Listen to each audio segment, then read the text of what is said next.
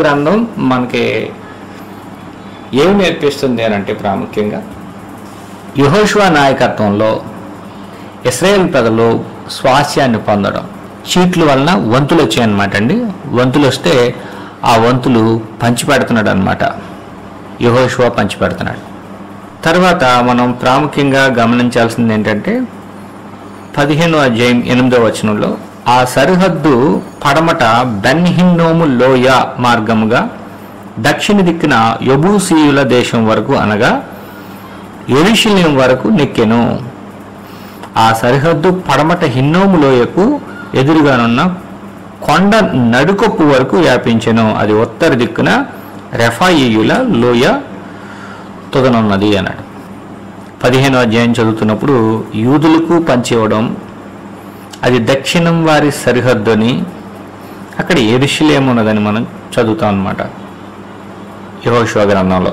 అంటే యూదులకు ఇవ్వబోయే స్వాస్యం. ఇశ్రాయేల్ ప్రజల్ని పరిపాలించడానికి దేవుడు దావీదుని ఏర్పాటు చేసుకుంటాడు భవిష్యత్తులో. న్యాయాధిపతుల గ్రంథం తర్వాత, సమూయేలు తర్వాత, సౌలు తర్వాత దావీదు కుమారులు ఇశ్రాయేలును లేదా యోధాను పరిపాలన చేస్తారనమాట. అక్కడ స్థిరమైన రాజ్య పరిపాలన, అక్కడ దేవాలయము, అంటే పరిపాలన దేవాలయం అనేది అక్కడ స్థాపించబడతాయి అన్నమాట. అంటే యెహోషువ గ్రంథం మనకి ఏమి నేర్పిస్తుంది అని అంటే ప్రాముఖ్యంగా యెహోషువ నాయకత్వంలో ఇశ్రాయేల్ ప్రజలు స్వాస్యాన్ని పొందడం. స్వాస్యాన్ని పొందిన ఇశ్రాయేల్ ప్రజలు యూదులు ఎక్కడ స్థిరపడ్డారు, యెరూషలేం ఎక్కడ ఉంది, దేవాలయం భవిష్యత్తులో ఎక్కడ రాబోతుంది, ఇటువంటి విషయాలన్నింటినీ మనకి వివరంగా తెలియజేస్తున్నాడు అనమాట. ఈ స్వాస్యాన్ని ఎవరిచ్చారు అని అంటే యెహోషువ పంచిచ్చాడు అనమాట.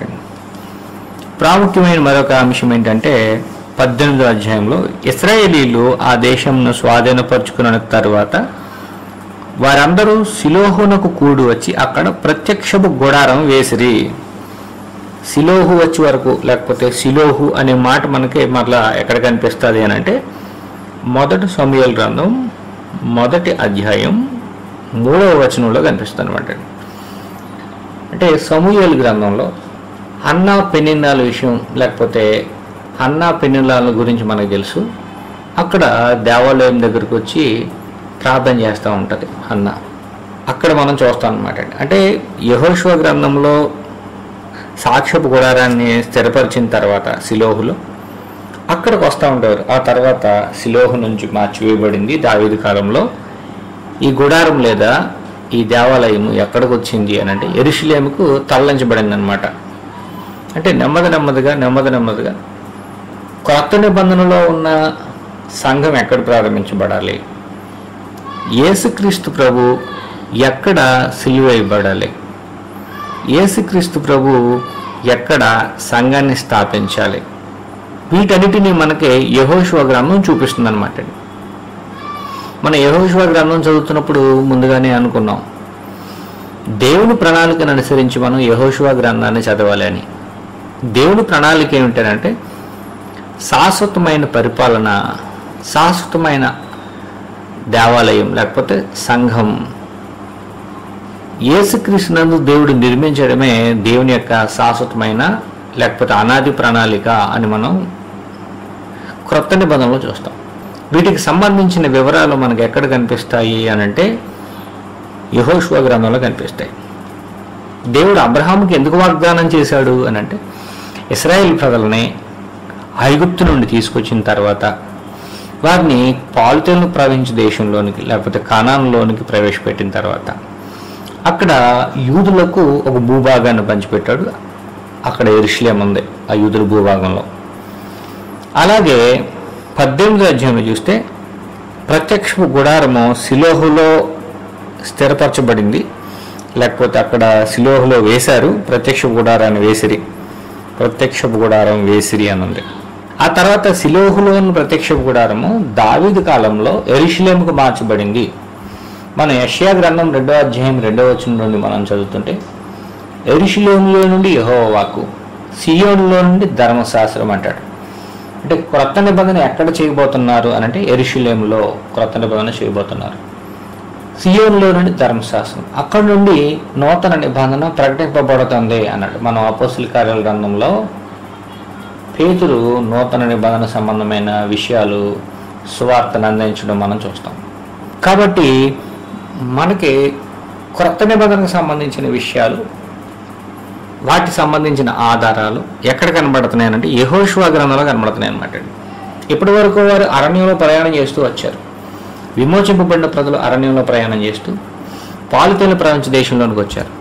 ఈ ప్రజలు ఇప్పుడు ఎక్కడికి ప్రవేశించారు అని అంటే కానాన్లో ప్రవేశించి స్వాస్యాన్ని ఏర్పాటు చేసుకున్నారు. ఈ స్వాస్యంలో ప్రధానంగా మనకి యోధా గోత్రానికి సంబంధించి, తర్వాత లేవీలు గోత్రాలకు సంబంధించి మనకి చాలా వివరాలు కనబడతాయి. లేవీలు ఎందుకు అని అంటే లేవీలు దేవుని ఆలయం నందు లేకపోతే దేవుని ఆలయంలో వారు పరిచర్య చేసేవాళ్ళు అనమాట. వారికి స్వాస్యం లేదు, కానీ వాళ్ళకి యెహోవా యొక్క హోమంలే స్వాస్యం అంటాడు. ఆ వచనాన్ని చదువుకునే ముందుగా 19వ అధ్యాయం యెహోషువ గ్రంథం 19వ అధ్యాయం 51వ వచనం మనం చదువుతున్నప్పుడు, యాజకుడైన ఎలియాజరును నూను కుమారుడైన యెహోషువయు ఇశ్రాయేలు గోత్రముల యొక్క పితరుల కుటుంబంలోని ముఖ్యులను షిలోహులోనున్న ప్రత్యక్షపు గుడారం వద్ద యెహోవా సన్నిధిని, షిలోహులోనున్న ప్రత్యక్షపు గుడారం వద్ద యెహోవా సన్నిధి ఉందన్నమాట. యెహోవా సన్నిధిని చేట్ల వలన పంపకం చేసిన స్వాస్యములు ఇవి. ఎక్కడ ఈ స్వాస్యాలు పొందారనంటే యెహోవా సన్నిధిలో పొందారనమాట. యెహోవా సన్నిధి అంటే ఎక్కడైతే ప్రత్యక్ష గుడారం ఉందో అక్కడ యెహోవా సన్నిధి ఉంది. మనం పూర్వమే చదువుకున్నాం. దేవుని దూతలు ఎక్కడ ఉంటారో ఆ దేవుని దూతలకు దేవుని సన్నిధి ఉంటుంది. అలాగే షిలోహులో ప్రత్యక్ష గుడారం ఉన్నప్పుడు అక్కడ యెహోవా సన్నిధి ఉందన్నమాట. అక్కడ చీట్లు వేసుకుని స్వాస్యాలు పంచుకున్నారనమాట. అప్పుడు వారు దేశమును పంచిపెట్టుట ముగించిరి. కాబట్టి ఈ విధంగా వారు దేశాలు పంచుకున్నారనమాట. ఆ దేశాన్ని పంచుకున్నారు, దేశాన్ని పంచుకున్నారు. 20వ అధ్యాయం మనం చదువుతున్నప్పుడు ఆశ్రయపురాల గురించి ఉందన్నమాట అండి. ఆశ్రయపురాలు అంటే లేవీలకు ఇవ్వబడిన భూభాగంలో 20వ అధ్యాయంలో మనకి లేవీలకు ఇవ్వబడిన భూభాగం ఉంటుంది. ఆ భూభాగంలో మనం చూస్తే ఇక్కడ ఆశ్రయపురాలు ఉంటాయన్నమాట. వీటిని సిటీస్ ఆఫ్ రెఫ్యూజీ అన్నారు అనమాట. సిటీస్ ఆఫ్ రెఫ్యూజీ ఆశ్రయపురం. కొత్త నిబంధనకు వచ్చేసరికి అందరికీ కూడా ఆశ్రయము లేదా ఆశ్రయ స్థానం ఎవరనంటే యేసుక్రీస్తు.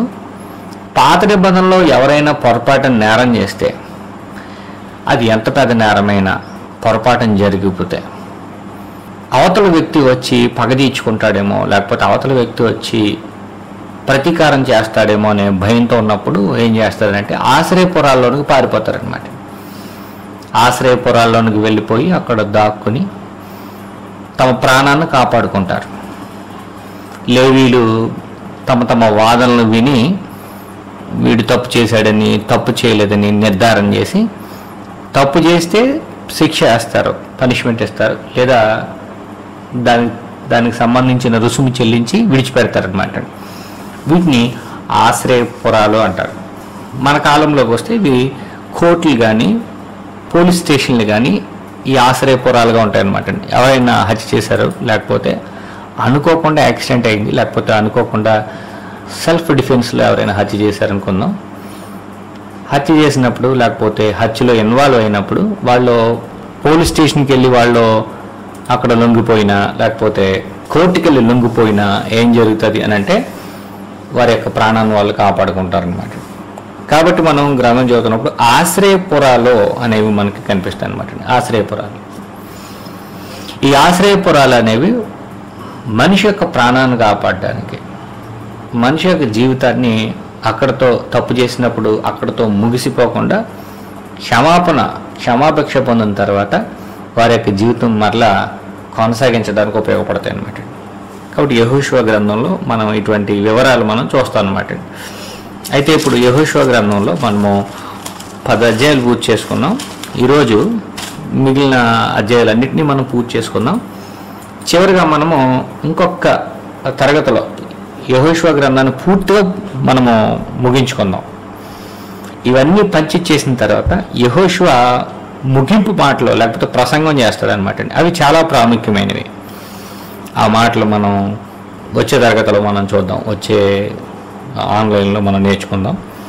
10వ అధ్యాయం మనం ఏం చూసామనంటే హాయి పట్టణాన్ని పట్టుకున్నారు. హాయి పట్టణాన్ని పట్టుకున్నప్పుడు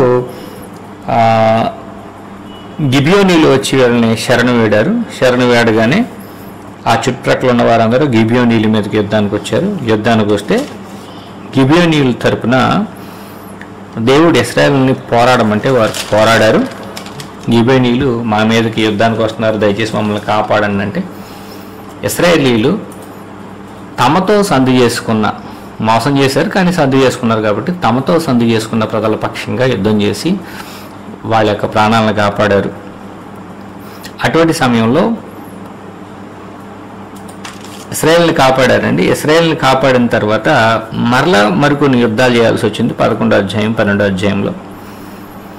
ఈ 11, 12 అధ్యాయంలో యుద్ధాలు చేసి పూర్తిగా ఆ కానాను భూభాగాన్ని, ఆ పాలుతేలను ప్రవహించే దేశం అనబడే ఆ భూభాగాన్ని వారు స్వాధీనం చేసుకుంటారనమాట. ఈ యుద్ధాలు ఎలా వస్తాయంటే గిబియోను మీదకి యుద్ధానికి వచ్చినప్పుడు గిబియోనును వారు కాపాడి ఆ చుట్టుప్రక్కల ఉన్న రాజులను వారు జయిస్తారు. తర్వాత మనం 11వ అధ్యాయం చదువుతున్నప్పుడు ఇశ్రాయేలీలు ఆ చుట్టుప్రక్కల ప్రాంతాల్లో యుద్ధాలు చేసి జయిస్తున్నారనే భయంతో 11వ అధ్యాయం మనం చదువుతున్నప్పుడు హోసోరు రాజైన యాబీను జరిగిన వాటిని గురించి విని మాదోను రాజైన యోబాబుకును, సిమ్రోను రాజుకును, అక్షాపు రాజుకును, ఉత్తర దిక్కునున్న మన్య దేశంలోను, కిన్నెరెతు దక్షిణ దిక్కునున్న అరాబాలోను, షెఫేలాలోను, పడమటనున్న దోరుమన్యంలోను ఉన్న రాజులకును, తూర్పు పడమటి దిక్కులే అందలి కనానీలకును, అమోరీలకును, హిత్తీలకును, పెరిజ్జీలకును, మన్యంలోనున్న యోబూసీలకును, మిస్పా దేశమన్నలి హెర్మోను దిగువ నుండి హివ్వీలకును వర్తమానం పంపగా. ఇతను ఏం చేస్తాడంటే ఉత్తరం, దక్షిణం, తూర్పు, పడమటి కనాను, అమోరు, హిత్తీలు, పెరిజ్జీలు, యెబూసీలు మొత్తం అందరినీ ఇతను పోగు చేశాడనమాట. మనం అందరం కలిసి యుద్ధానికి వెళ్దామని. ఇప్పుడు దేవుడు వీళ్ళని బలపరుస్తాడు. 4వ వచనం నుండి మనం చదువుదాం. వారు సముద్ర తీరమందలి ఇసుక రేణువులంతా విస్తారముగా ఉన్న తమ సైనికులను అందరినీ సమకూర్చుకుని విస్తారమైన గుర్రములతోనూ రథములతోనూ బయలుదేరి ఆ రాజులందరూ కూడుకుని ఇశ్రాయేలులతో యుద్ధం చేయుటకు మేరోము నేల యొద్దకు వచ్చి దిగగా యెహోవా అంటున్నాడు, దేవుడు అంటున్నాడు, వారికి భయపడకము, రేపు ఈ వేళకు ఇశ్రాయేలుల చేత సంహరింపబడిన వారినిగా నేను వారిని అందరినీ అప్పగించదను. నేను వారందరినీ మీ చేతికి అప్పగిస్తానన్నాడు. 8వ వచనం, యెహోవా ఇశ్రాయేలుల చేతికి వారిని అప్పగించెను. వీరు వారిని హతం చేసి, క్రింద మనం చదువుతుంటే 9వ వచనంలో యెహోవా యెహోషువతో సెలవిచ్చినట్లు అతడు వారికి చేశాను. అతడు వారి గుర్రముల గుదికాలు నరమును తెగకోసి వారి రథములను అగ్నితో కాల్చివేశాను. 10, 11, 12 వచనాలు మనం చదువుతుంటే ఆ కాలమున యెహోషువ వెనుకకు తిరిగి హోసోరును పట్టుకుని దాని రాజును కత్తివాతను హతము చేశాను. పూర్వము హోసోరు ఈ సమస్త రాజ్యములకు ప్రధానం, అంటే మెయిన్ కింగ్డమ్ అనమాట అండి. అది రాజ్యములన్నిటికీ ప్రధానమైంది. అందుకని అతను అందరినీ సమకూర్చాడు. అందరూ ఏకమై కూడి వచ్చారనమాట. అంటే ఏకమై కూడి వస్తే ఆ ప్రామినెంట్ పర్సన్ని పట్టుకుని వారి యొక్క రాజ్యాన్ని లేకపోతే వారి యొక్క సైన్యాన్ని పూర్తిగా సంహరిస్తారు, హతం చేస్తారు. 11వ వచనం నుండి మనం చదువుతుంటే ఇశ్రాయేలీలు దానిలోనున్న ప్రతి వానిని కత్తివాతను హతం చేసిరి. ఎవరునూ తప్పించుకొనకుండా యెహోషువ వారిని అందరినీ నిర్మూలన చేశాడు. కాబట్టి అందరినీ యెహోషువ నిర్మూలన చేశాడు. అతడు హోసోరును అగ్ని చేత కాల్చివేశాను. యెహోషువ ఆ రాజులను అందరినీ హతం చేసి వారి పట్టణములను పట్టుకుని కొల్లపెట్టను. యెహోవా సేవకుడైన మోషే ఆజ్ఞాపించినట్లు అతడు వారిని నిర్మూలన చేశాను. ఎవరికి ఆజ్ఞాపించాడంటే మోషేకి ఆజ్ఞాపించాడు. మోషే చెప్పిన మాటలన్నింటినీ కూడా యెహోషువ నెరవేర్చాడు అనమాట అండి. దేవుడు మోషేకి చెప్పిస్తే మోషే గ్రంథస్థం చేయించాడు, యెహోషువకు ఇశ్రాయేలుకి చెప్పాడు. దేవుడు మోషేకి చెప్పిన వాటన్నిటిని కూడా యెహోషువ కాలంలో, అంటే ఆక్రమించుకునే సమయంలో, యుద్ధాల సమయంలో ఏం చేయాలని చెప్పాడో అది యెహోషువ చేశాడనమాట. మనం చదువుతున్నప్పుడు సౌలు దేవుడు చెప్పింది చేయలేదు, అందుకనే మాట వినుట శ్రేష్టము, బలులర్పించుట కంటే మాట వినుట శ్రేష్టం అనేమాట మనకు కనిపిస్తుంది. అంటే యెహోషువను ఫాలో చేయాలి, యెహోషువను ఫాలో కావాలి, యెహోషువను అనుసరించాలి. 13వ వచనం నుండి మనం చదువుతుంటే, అయితే యెహోషువ హోసోరును కాల్చివేసింది కానీ మెట్టల మీద కట్టబడి ఉన్న పట్టణములను ఇశ్రాయేలులు కాల్చివేయలేదు, ఎందుకంటే ఆ పట్టణాల్లో వారు నివసించాలని. ఆ పట్టణంలో సంబంధమైన కొల్ల సొమ్ములను పశువులను ఇశ్రాయేలు దోచుకుని నరులలో ఒకదాన్ని విడవకుండా అందరినీ నశింపు చేయ వరకు కత్తివాతను హతం చేయవచ్చు. అందరినీ అని ఉంది ఇక్కడ, ఒకరిని విడవకుండా. ఇది హైపర్బోలిక్ టర్మినాలజీ అనమాట, అంటే అతిశయోక్తితో కూడిన మాట. ఎందుకంటే మరలా మనకి ఈ అమోరీలు, హిత్తీలు, పెర్జీలు ఇటువంటి వాళ్ళు అక్కడక్కడ మనకి ముందు ముందు మరలా కనిపిస్తూ ఉంటారు. ఎందుకు కనిపిస్తారంటే అందరిని, అంటే ఎవరైతే యుద్ధ సన్నద్ధుల యుద్ధాన్ని చేయడానికి ముందుకొచ్చారో వారిని అందరినీ అని అర్థం. మనకి కొన్ని సందర్భాల్లో స్త్రీలను, యవనరాండ్రలను, యవనస్తులను, పిల్లలను కూడా దేవుడు సంహరించమన్నాడు. ఎందుకంటే వాళ్ళు స్త్రీలతో స్త్రీలు, పురుషులతో పురుషులు, పెద్దవాళ్ళు చిన్న చిన్న పిల్లలను కూడా వాళ్ళు పాపక క్రియల్లో పాలిభాగస్తులుగా చేసినప్పుడు, జంతువులతో కూడా వారు శయనించినప్పుడు దేవుడు వారిని కూడా సంహరించమన్నాడు. దేవునికి సమస్తం తెలుసు కాబట్టి వేటిని ఉంచాలి, వేటిని ఉంచకూడదు, ఏ ప్రాంతాల్లో వేటిని ఉంచుకోవాలి, వేటిని ఉంచుకోకూడదు, వేటిని పూర్తిగా సంహరించాలి, వేటిని సంహరించకూడదు, సమస్తం దేవునికి తెలుసు. కాబట్టి దేవుడు ఇది పనికొస్తుంది, దీనివల్ల ఇశ్రాయేలుకి ఎటువంటి నష్టం లేదు, మానవ సమాజానికి ఎటువంటి నష్టం లేదనుకున్నప్పుడు వాటిని ఉపయోగించుకోవడానికి ఉంచమని చెప్పారనమాట అండి. ఎందుకంటే ఈ కానాను ప్రాంతపు ఆరాధనా విధానం, కానాను ప్రాంతపు విగ్రహారాధనలో జంతువులతో శయనించడం, పురుషులకు పురుషులు, ముసలివాండ్రు, చిన్నపిల్లలు, ఇటువంటి వాళ్ళందరితో కూడా పాపక్రియల్లో అందరూ పాలిభాగస్సులు అయిపోతారనమాట. అందుచేత కొన్ని సందర్భాల్లో చాలా కఠినంగా దేవుడు ఆజ్ఞాపించడం, హతం చేయమనడం ఇవన్నీ మనం చూస్తాం అనమాట. అలా హతం చేయమన్నాడంటే వారు సొదొమ గుమార ప్రాంతాల లాంటి వారని మనం గుర్తించాలి. అలా హతం చేయమన్నాడంటే నోవాహు కాలం నాటి ప్రజలు అలాంటి వారు, వీళ్ళు ఇంకా పనికిరారు భూమి మీద బ్రతకడానికి కానీ, లేకపోతే వారు బ్రతకడమే కాకుండా ఇతరులకు కూడా అవరోధంగా భవిష్యత్తు తరాలు కూడా పాడు చేసేటువంటి స్పాయిల్డ్ మైండ్ సెట్ వాళ్ళకు ఉంది. కాబట్టి దేవుడు వారిని శిక్షించమన్నారు అనమాట. ఈ విషయాలు గుర్తుపెట్టుకోవాలి.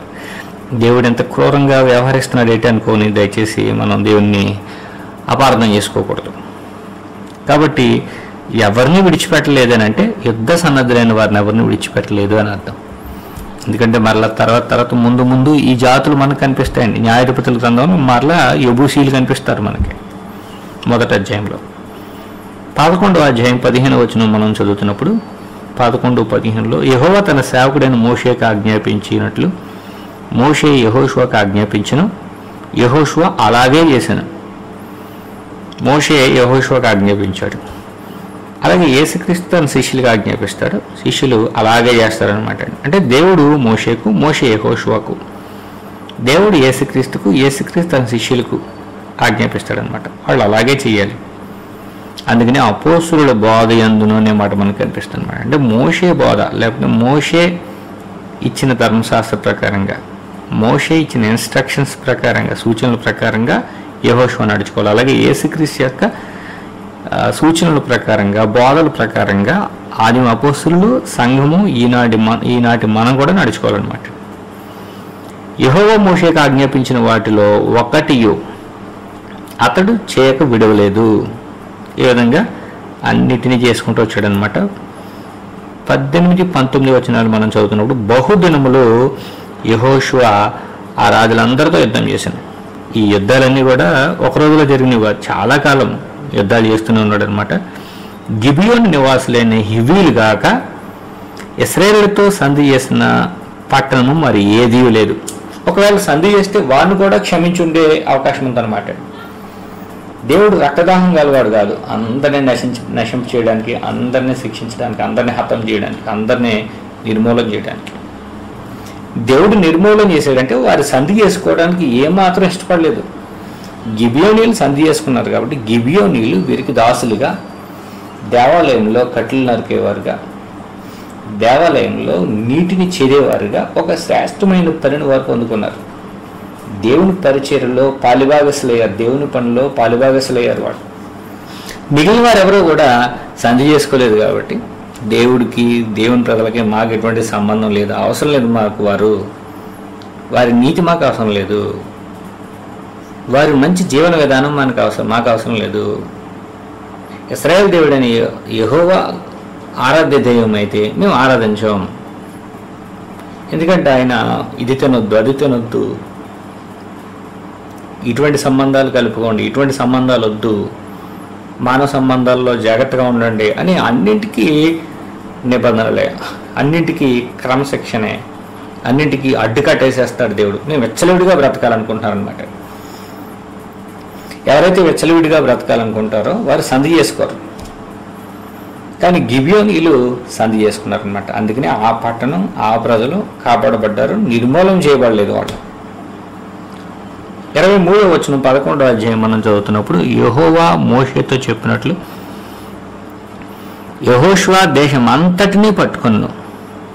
యెహోషువ వారి గోత్రముల చొప్పున ఇశ్రాయేలులకు స్వాస్యముగా దానిని అప్పగించెను. అప్పుడు యుద్ధం లేకుండా దేశము సుభిక్షముగా నుండెను. అసలు ఎందుకు చేయాలి యుద్ధం అనంటే, యుద్ధం లేకుండా సుభిక్షంగా ఉండాలంటే ఎవరెవరైతే ఆటంకంగా ఉన్నారో, ఎవరెవరైతే తిరుగుబాటు చేస్తున్నారో, ఎవరెవరైతే యుద్ధానికి కాలు దూకుతున్నారో అటువంటి వారందరితో యుద్ధం చేయాలన్నమాట. ఎందుకంటే సుభిక్షంగా ఉండాలి, యుద్ధాలు లేకుండా ఉండాలి. యుద్ధాలు లేకుండా ఉంటేనే ఫలించి అభివృద్ధి పొందుతామండి. మన దేశంలో ఎక్కువ సంపద అంతా కూడా యుద్ధాయుధాలను సంపాదించడానికి, మన దేశంలో సంపద అంతా కూడా ఈ ఫైటర్ జెట్లుగా ఉండడానికి వీటికి ఉపయోగిస్తున్నారండి. ఈ 10 సంవత్సరాల్లో ఈ బీజేపీ ప్రభుత్వం వచ్చిన తర్వాత పేదవాళ్ళకి భోజనం ఉందా లేకపోతే ఏముంది, ఇదేం అక్కర్లేదు. యుద్ధాలకు సంబంధించిన వాటన్నిటినీ సంపాదించుకుని యుద్ధానికి సిద్ధమవుతున్నారు. రాజులు యుద్ధానికి సిద్ధమవ్వకూడదని దేవుడు తప్పని పరిస్థితుల్లో, సంధి జరగని పరిస్థితుల్లో యుద్ధం చేయమన్నాడు తప్ప యుద్ధకాంక్ష దేవునికి లేదు అసలు. అందులోనూ యేసుక్రీస్తు కాలంకి వచ్చిన తర్వాత అసలు యుద్ధం చేయాల్సిన అవసరతే లేదు. ఈ విషయాల్ని మర్చిపోకూడదు. యుద్ధాలు చేయాలనుకున్న వాళ్ళందరూ కూడా నాశనానికి కాలు దూకుతున్నారనమాట. కాబట్టి ఈ విధంగా 11వ అధ్యాయంలో చాలా దేశాలను వారు జయించడం మనం చూస్తాం.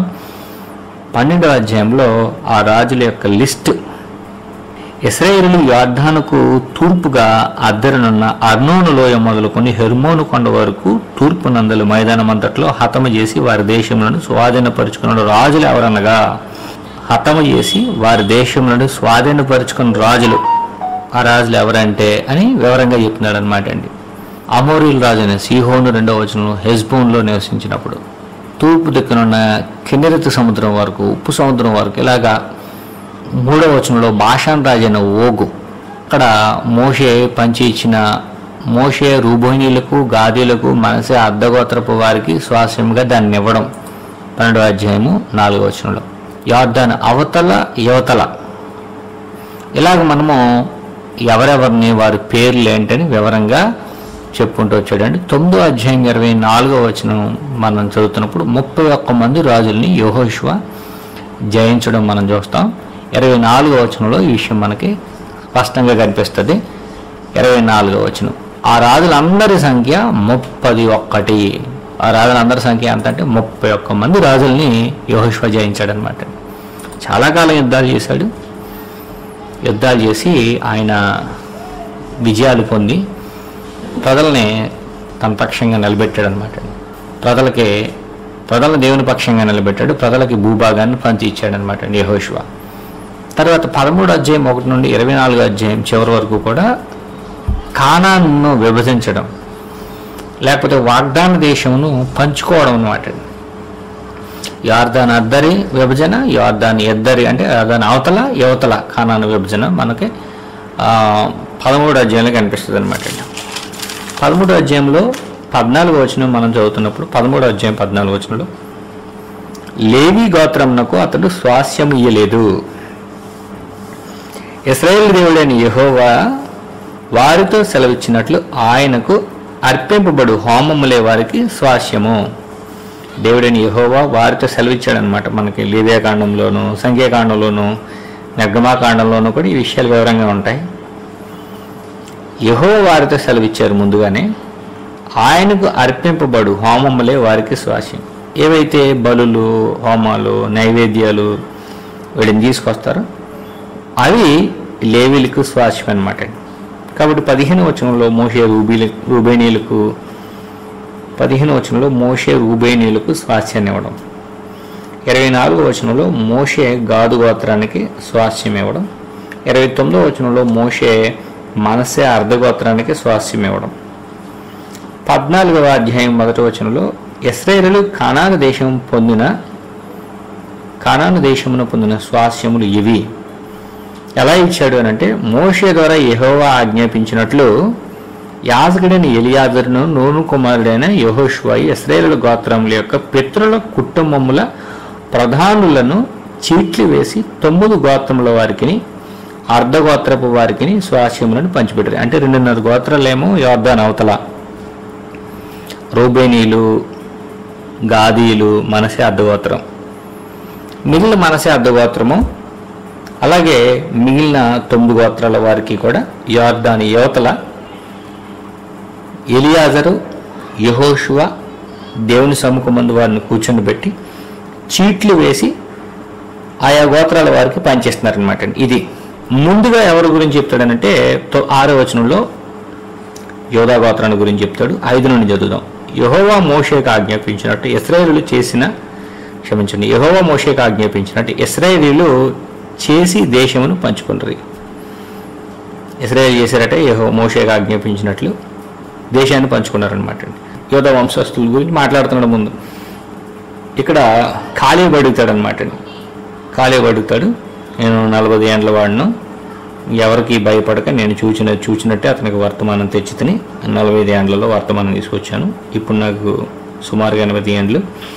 అయితే నాకు అదే శక్తి ఉంది. నేను యుద్ధం చేసి పలానా భూభాగాన్ని స్వాస్యంగా సంపాదించుకుంటానంటే అనుమతి ఇచ్చాడు. అనుమతి ఇచ్చినప్పుడు 14వ అధ్యాయంలో 9వ వచనం మనం చదువుతుంటే, ఆ దినమున మోషే ప్రమాణం చేసి, నీవు నా దేవుడైన యెహోవాను నిండు మనసుతో అనుసరించుతూ గనుక నీవు అడుగు పెట్టిన భూమి నిశ్చయముగా నీకును నీ సంతానమునకును ఎల్లప్పుడూ స్వాస్యముగా ఉండునెను. యెహోవా చెప్పినట్లు యెహోవా మోషేకు ఆ మాట సెలవిచ్చినప్పటి నుండి ఇశ్రాయేలు అరణ్యంలో నడిచిన 45 ఏండ్లు ఆయన నన్ను సజీవులుగా కాపాడి ఉన్నాడు. ఇదిగో నేను ఇప్పుడు 80 ఏండ్ల వాడను. మోషే నన్ను పంపిన నాడు నాకెంత బలము, నేటి వరకు నాకంత బలం. యుద్ధం చేయుటకు కానీ వచ్చుచూ పోచు నుండుటకు కానీ నాకెప్పటి ఎట్లు బలం ఉన్నదే అన్నాడు అనమాట. తర్వాత ఆయన యుద్ధం చేశాడు, దేవుడు నాకు తోడుగా ఉన్నాడు అన్నాడు. 14వ వచనం మనం చదువుతుంటే, కాబట్టి హెబ్రోను యొప్పెన్నే అను కెనజీయుని కుమారుడైన కాలేబునకు నేటి వరకు స్వాస్యము అన్నది హెబ్రోన్ అనమాట అండి. హెబ్రోను, తర్వాత కిర్యాతర్బా, ఇటువంటి ప్రాంతాలు. 15వ అధ్యాయం మనం చదువుతుంటే, యోధా వంశస్థుల గోత్రమునకు వారి వారి వంశముల చొప్పున చీట్ల వలన వచ్చిన వంతు. కాలేబు యుద్ధం చేశాడు, సంపాదించాడు. మిగిలిన వారందరూ కూడా సహాయం చేశారు, వారు సంపాదించుకున్నారనమాట. 2వ వచనం మనం చదువుతుంటే, దక్షిణమున వారి సరిహద్దు ఉప్పు సముద్ర తీరమున దక్షిణ దిశ చూచుచున్న ఆఘాతము మొదలుకొని వ్యాపించెను. అందుకనే మనము పాత నిబంధనలో రాజుల కాలంకి వచ్చేసరికి సొలొమోను తర్వాత దక్షిణ రాజ్యము ఉత్తర రాజ్యంగా విడిపోద్దండి. అంటే యోధా ఇశ్రాయేలుగా విడిపోతారు. 10 గోత్రాల వారు, 2 గోత్రాల వారు విడిపోతారు. విడిపోయినప్పుడు వెళ్ళని సౌతర్న్ కంట్రీ అంటారు, వాళ్ళు ఏం నార్థర్న్ కంట్రీ అంటారు. అంటే దక్షిణ ఉత్తర రాజ్యాలు అంటారు. దక్షిణ రాజ్యం ఎలా వచ్చింది అని అంటే కాలేబు అడిగాడు. కాలేబు యుద్ధం చేసుకుని సంపాదించుకున్నాడు కాబట్టి దక్షిణ భూభాగం వచ్చిందనమాట. దక్షిణ భూభాగంలో మనకి హెబ్రోను, కిర్యాతర్బా, యెరూషలేము, బెత్లెహేము ఇటువంటి ప్రాముఖ్యమైన ప్రాంతాలు ఉంటాయన్నమాట. అక్కడ నుండి దావీదు వంశము వీళ్ళందరూ వస్తారనమాట.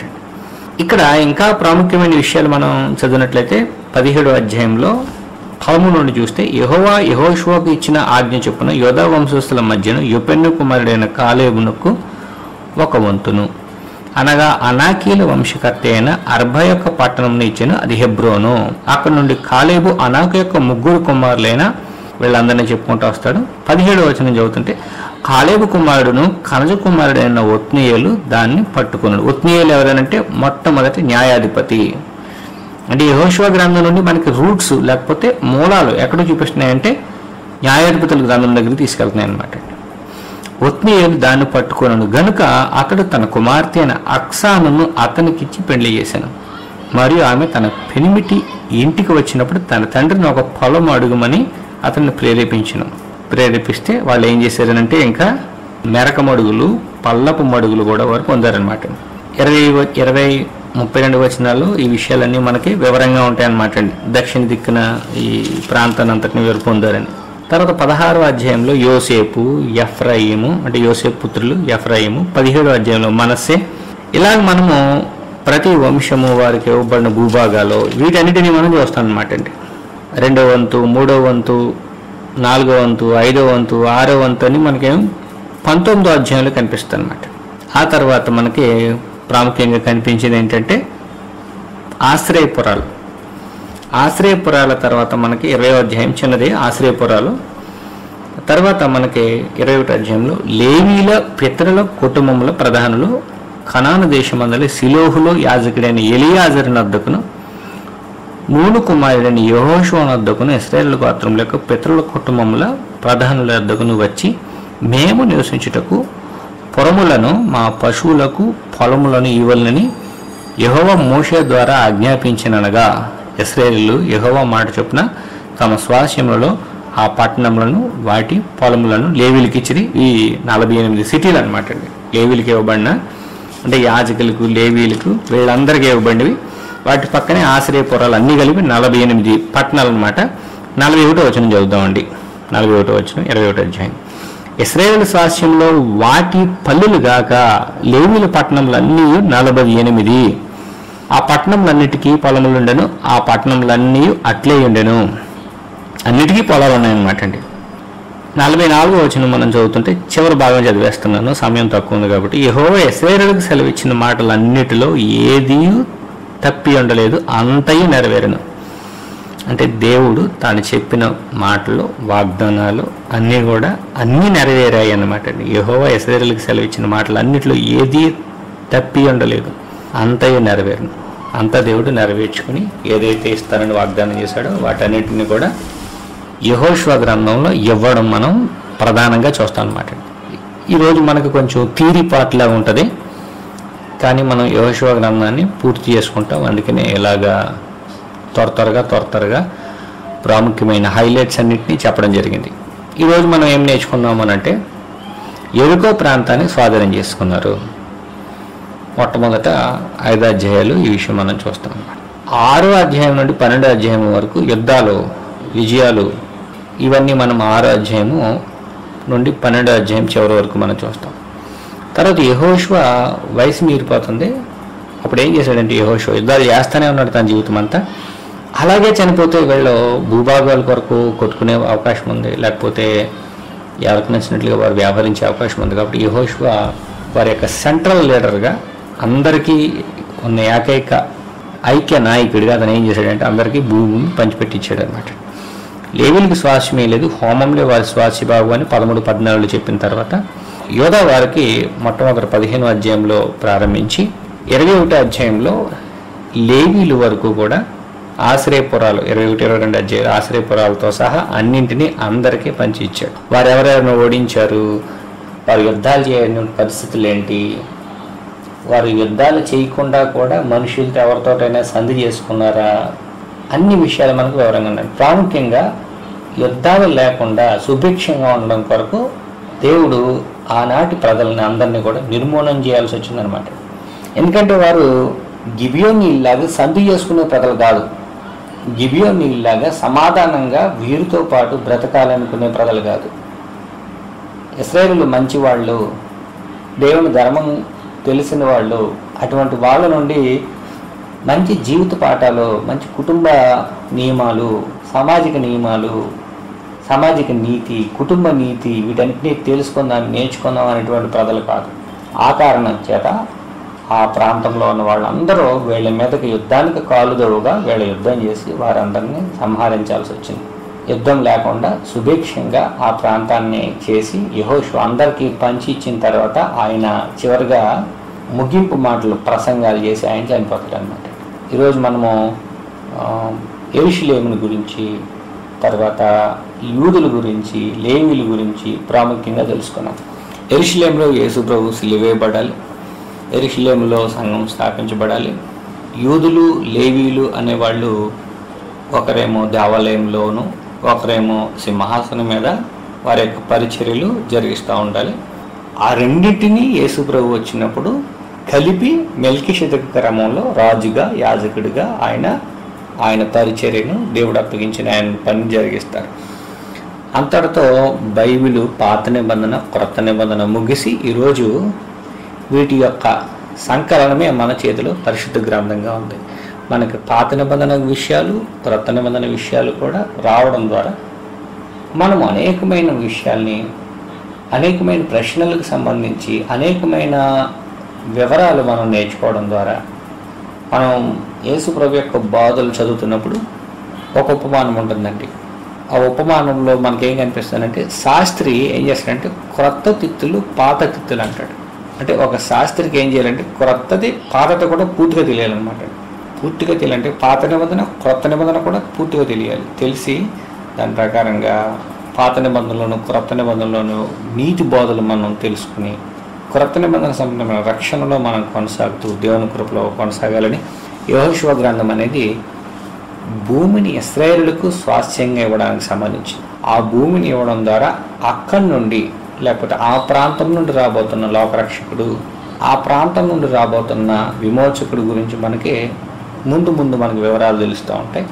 ఆ వివరాల ద్వారా మనం అనేకమైన విషయాలు గ్రహించి దేవుని యొక్క అనాది రక్షణ ప్రణాళికను మనం గుర్తించి ఆ రక్షకుడు ఎవరో, ఆ విమోచకుడు ఎవరో, ఆ శాశ్వతమైన పరిపాలకుడు ఎవరో, ఆయన ఎక్కడి నుంచి వస్తాడో, ఏ గోత్రంలో నుండి వస్తాడో, ఆయన ఏమేమి పరిచర్యలు చేస్తాడనే విషయాలు మనం గుర్తించడం ద్వారా రక్షణ పొంది రక్షణలో కొనసాగాలని కోరుతూ శ్రద్ధగా మీ అందరికీ హృదయపూర్వక వందనాలు చేసి ముగిస్తానండి. అందరికీ వందనాలు. ప్రార్థన చేసుకున్నాం. పరిశుద్ధుడా, కృపామయుడా తండ్రి, మీకు స్తోత్రాలు. ఎంతవరకు మీ కృపలో మమ్మల్ని ఆదరించి సజీవులుంచి కాపాడారు. మీ గ్రంథాన్ని మా తండ్రి కొద్దిగా నేర్చుకునే గొప్ప అవకాశం ఇచ్చేతండి. మీ కృతజ్ఞతాస్తులు నాయన. మేము చదువుతున్న ఈ వాక్య భాగాన్ని మా నాయన మేము నేర్చుకుంటున్న ఈ వాక్య భాగాలన్నింటినీ కూడా మేము మరింత వివరంగా మా నాయన పేర్లతో సహా, ప్రాంతాలతో సహా వివరంగా మేము తెలుసుకోవడం ద్వారా అనేకమైన విషయాలు ఇంకా నువ్వు గ్రహించడానికి మీ సహాయం దయచేయండి. మీ గ్రంథం మీద మనసు పెట్టి చదివి మాకు మీరు పాత నిబంధన, క్రొత్త నిబంధనల నుండి అనుగ్రహించిన నీతి బోధలు తెలుసుకోవడానికి మీ సహాయం దయచేయండి. ప్రాముఖ్యంగా మా కొరకు మీరు అనుగ్రహించిన రక్షణ ప్రణాళిక ఎటువంటిది, ఎట్టిది, మేము ఏ విధంగా వాటిని చదివి గ్రహించాలనే విషయాల్ని మేము తెలుసుకోగలిగినట్లు మీ సహాయం దయచేయండి. ఎంతవరకు మీ కృపలను ఆదరించారు. స్తోత్రాలు తండ్రి. ఈ రాత్రికాలపు దీవెనల విశ్రాంతిని మాకు అనుగ్రహించవలసిందని, కూడి ఉన్న వారందరినీ ఆశీర్వదించవలసిందని, అనారోగ్యంతో బాధపడుతున్న వారు ఉన్నట్లయితే దయించి ముట్టి స్వస్థపరిచి మీ చిత్తానుసారంగా సంపూర్ణమైన ఆరోగ్యాన్ని అనుగ్రహించవలసిందని ఈ ప్రార్థన మీ కుమారుడు, మా రక్షకుడైన యేసుక్రీస్తు నామములో సమర్పిస్తున్నాం తండ్రి.